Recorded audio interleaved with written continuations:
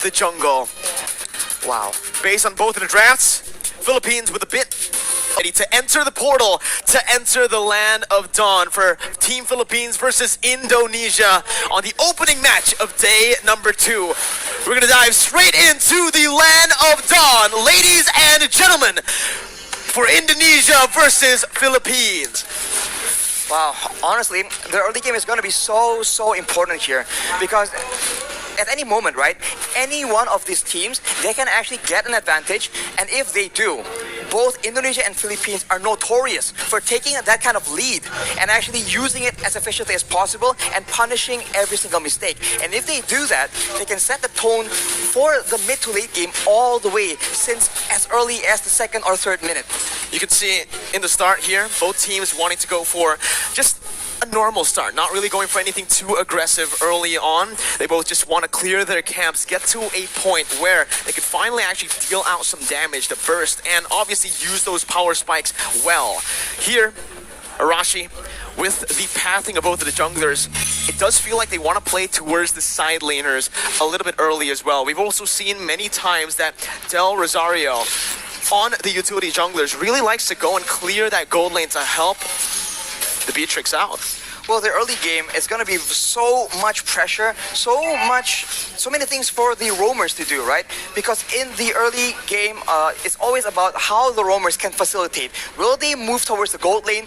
Will they move towards the mid lane? You know, once you get one of your laners ahead, that will allow you to use that lane as the basis to make plays happen. Well, here it is, once again, 2 minutes in, and it's going to be Team Philippines who has a bit more pressure around a turtle with the Black Dragon form being popped in. It's still going to be Del Rosario who secures the retribution on the turtle. Divine Judgment going to be popped in to work Potapop, but it's not going to work. That is a very tanky hero, and you can see that despite all the burst damage being used by the Indonesian team, you do see that the Lapu-Lapu, man, is just so tanky. And we've seen this from Malaysia yesterday, actually. Formace able to 1v4. Maybe we'll see a similar play out for the Philippines in the bottom side.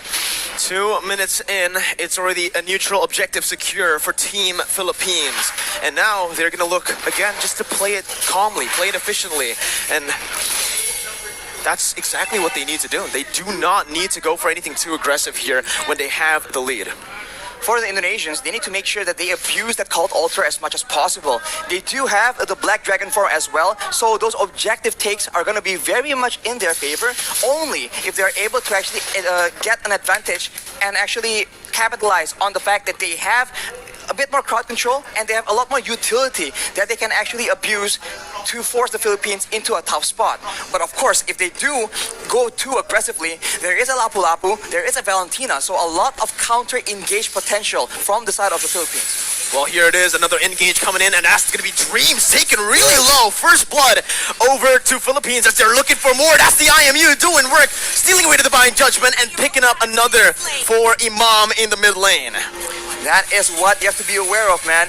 If you don't want to deal with the engage, you can engage on the engager, and that is exactly what the Philippines have done. They take out Dreams and they hunt for stragglers afterwards. They have the tempo in the game right now, and if you look at the side lanes, that is where the action will start building up. Because with pressure in all the lanes from the Philippines, they're going to try and cut into the jungle and cut off members of Indonesia from their own backup. I just really like how Soriano is taking this lane, is approaching this lane, this matchup, right? Up against the Melissa, he knows exactly that he is going to lose out if he goes for these trades, if he goes for these 1v1 duels. So what he does is he swaps over to the Bennett just to clear out the waves, rotates over to help this team, and simultaneously gets even more gold because they're trying their best to actually funnel as much towards Soriano. And if Soriano gets a bit more items, he can very easily start poking down members from the side of the Indonesians, because there's only one real tanky frontline member in Psychots, and if he is too low for a fight, it's going to be very difficult for the Indonesians to try and contest any kind of objective. Well, ladies and gentlemen, here, Villa Luna in the gold lane. They're looking for some plays here up in the gold lane. The gold lane for sure has been the target for a lot of players, but here we go, they burst passion. Soriano picking up a kill, and now Dreams is going to be very, very low. Gets out just barely here, but you can already see the cut coming in from Del Rosario over the top side. There's the flickers over under the tier 2. Dreams not using flicker just yet. Very wise to save that flicker, as he did have a bit of backup. Oof, as we called it out, man, the side lanes. There you go. Indonesia just a bit too late, a bit too behind when it comes to that pressure, and the Philippines absolutely capitalize and punish anybody who doesn't want to back away from their first turret, and they have taken the first structure, the first objective, and with that, they will have a lot more areas on the map to make plays around, and they do have a lot of very good catch. This is it, Arashi. This is the meta that we have been mentioning about. The ultimate bonding experience where they group up as 5 into the mid lane. They start to just put in a lot of mid pressure so that they can actually have more room to play in the side waves. 4 members grouping up and always just dap-a-dap in that XP lane solo. Villa Luna right now, though, has completed that Radiant Armor. That item reduces damage when it comes to the multiple instances of damage. So against a Faramis, against a Kaja or the Gusion, it's going to be very good. But look at that. Big potential over to Del Rosario. He comes in using so much damage with the Appraiser's Wrath, taking back a whole lot of HP and outplaying the situation, turning it completely around. It's looking bad for Indonesia, as that's going to be the 3rd turtle over to Philippines with no trades on the board, no turrets, no kills so far. They put a trigger on that play with the objective to try and force the Philippines' hand, but instead the Philippines has all the answers. A tanky front line, 2 tanky front lines in fact, and a lot of utility to ensure that their member stays alive, and afterwards they can just chase and take out members of Indonesia one by one, and even then they go for the pressure, and it seems like the Indonesians, they have to try and make a huge play happen or a massive pickoff, but it's going to be very difficult because the positioning from the Philippines is way too good. The setup, the positioning, and the trigger instantly onto Psychots, picking him up, baiting Indonesia over to that bottom side to pick up a free turret and 2 free kills in the process. It does feel like so far in this game, the Philippines are a step, maybe even 2 steps ahead of Team Indonesia, as Dream's going to get knocked up. Imam looking for that follow-up, just to zone Indonesia away from the tier 2 as they look to start sieging down on every single turret. The damage difference right now from both teams is just so difficult to deal with. We mentioned how there's only one real frontline on the side of Indonesia, and look at what happens to him in a big fight. He gets taken out. The cult altar is so non-existent. The Philippines are able to just burst through it and go on with their day. Soriano right now with the Malefic Roar completed. That is a lot of penetration on top of the already insane amount of damage and burst that the Beaches can bring to the table. This is what Philippines loves to do when they're ahead, right? They use the distraction that is Dapadap, who's practically currently unkillable on that Lapu-Lapu. They use him as a distraction in the side lane, solo, picking up a turret. Meanwhile, they set up on the other side. Usually, they like to play on the opposite side and use the conceal to catch the enemies off guard. But there, you could see, again, a curveball thrown over to Indonesia, or maybe Indonesia have done their research onto how Philippines likes to play with the lead. They take another step ahead, and they think 2 steps ahead of Indonesia. Right now, again, it's going to be Divine Judgment coming in, but it's all onto the frontliners with a lot of the resources burnt out. It's going to be Cyclops who jumps in and finishes off Soriano in the back lines, splitting Philippines in 2. Imam now flickering out, getting to safety, but all that was for the Lord. It's a 2-for-1 in the end. 2 kills over to Indonesia for a Lord take. Arashi, who's it worth for? Oof, I think considering the fact that the Philippines are so ahead and they are focusing now more than ever on taking all those structures away from Indonesia, I think the Lord will be very, very beneficial. Unfortunately, they lose their gold laner as well, which is not ideal. But if you take a look at the items right here, he is on 7,300 gold. As we mentioned, BOD and straight to a Malefic Roar, ensuring that anyone getting caught in his ultimates will get absolutely decimated.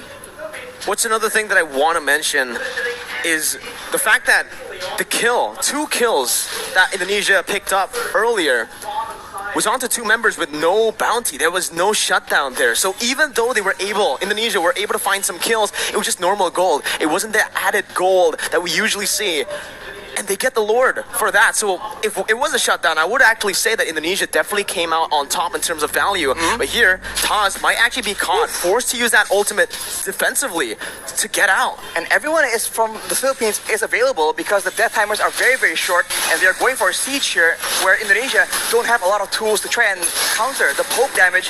Slowly but surely, the Philippines is chipping away at the structures and at the EHP bars of the Indonesian players. It's a good defense by Indonesia. They're able to minimize their losses here, only losing that tier 2 in the mid lane for now.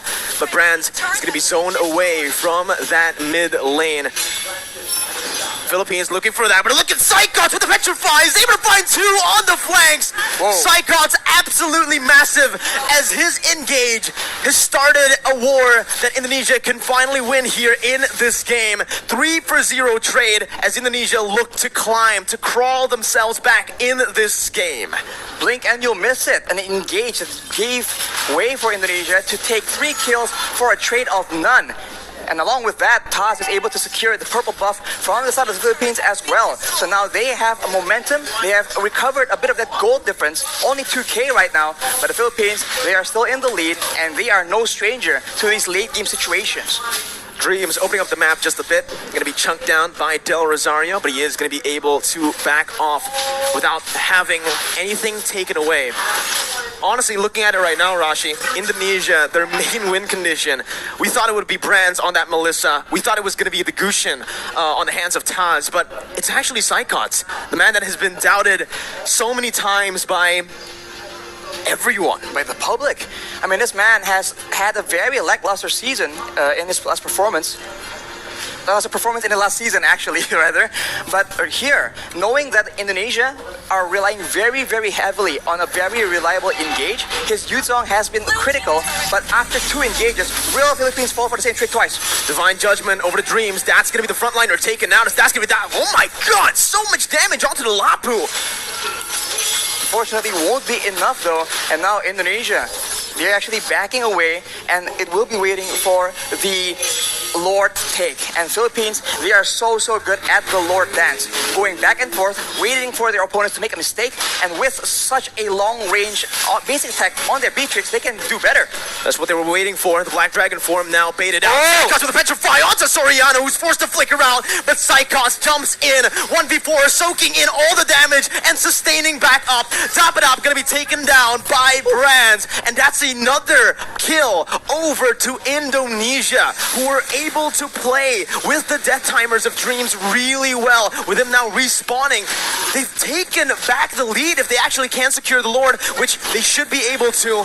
Free Lord over to Indonesia. They're not stopping just yet though. Conceal play from Indonesia. They back off. Back up for now, as the orange buff will be contested as well. So the Philippines are now on the back foot. And if you look at the composition, in a way, right, in the big team fights, there's a lot more DPS and utility available in the hands of the Indonesians.